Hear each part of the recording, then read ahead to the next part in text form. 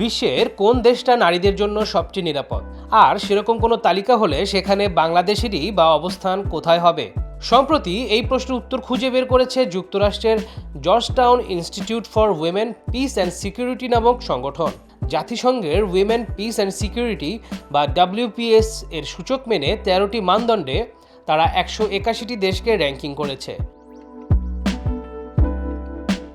এই মানদণ্ডগুলোর মধ্যে তারা অগ্রাধিকার দিয়েছে দেশের সামগ্রিক কর্মে নারীর অন্তর্ভুক্তি, ন্যায় বিচার ও নারী নিরাপত্তার উপরে। সেই র্যাঙ্কিংয়ে তীব্র ভৌগোলিক বিভাজনও ফুটে উঠেছে। উন্নত দেশগুলো রয়েছে যেমন শীর্ষে, তেমনি সংঘাত ও অস্থিরতায় জর্জরিত দেশগুলো আবার রয়েছে তালিকার একদম নিচের দিকে। শীর্ষ 5টি অবস্থান দখল করে রেখেছে উত্তর ইউরোপের নর্ডিক দেশগুলো। 0.939 স্কোর নিয়ে সবার উপরে রয়েছে ডেনমার্ক, এরপর যথাক্রমে আইসল্যান্ড, নরওয়ে, সুইডেন ও ফিনল্যান্ড। ওই একই রিজিয়নের লুক্সেমবার্গ, বেলজিয়াম, নেদারল্যান্ডস, অস্ট্রিয়া এবং নিউজিল্যান্ডও রয়েছে শীর্ষ 10-এ। অন্যদিকে ডেনমার্কের স্কোরের 1/3 চেয়েও কম পেয়ে তালিকার একদম নিচে আছে আফগানিস্তান। এশিয়ার ছবিটা কিছুটা ভিন্ন। সিঙ্গাপুর রয়েছে 17তম স্থানে, সংযুক্ত আরব আমিরাত 20তম, জাপান 22তম, দক্ষিণ কোরিয়া 37তম। অথচ দক্ষিণ এশিয়ার দেশ আমাদের বাংলাদেশের অবস্থান এই তালিকায় 155তম, স্কোর মাত্র 0.526। এশিয়া রিজিয়নের দেশগুলোর মধ্যে বাংলাদেশের চেয়ে পেছনে আছে পাকিস্তান, মিয়ানমার, সিরিয়া, ইয়েমেন ও বর্তমানে ইসরায়েলের শোষণের শিকার যুদ্ধবিধ্বস্ত ফিলিস্তিন।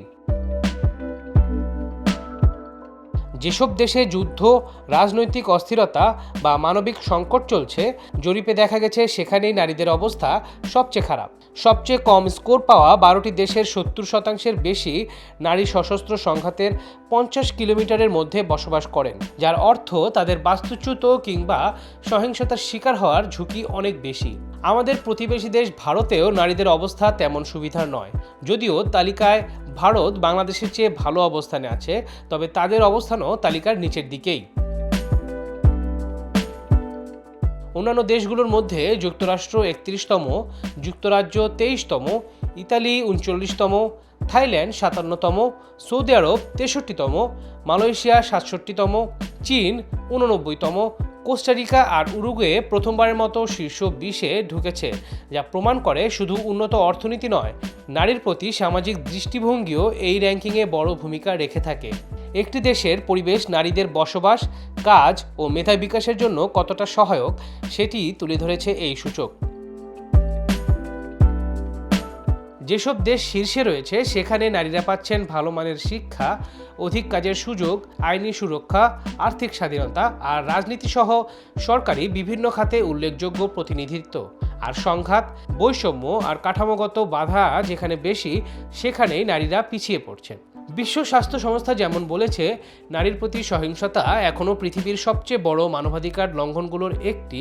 বাংলাদেশের 155তম অবস্থান নিঃসন্দেহে সেক্ষেত্রে উদ্বেগজনক।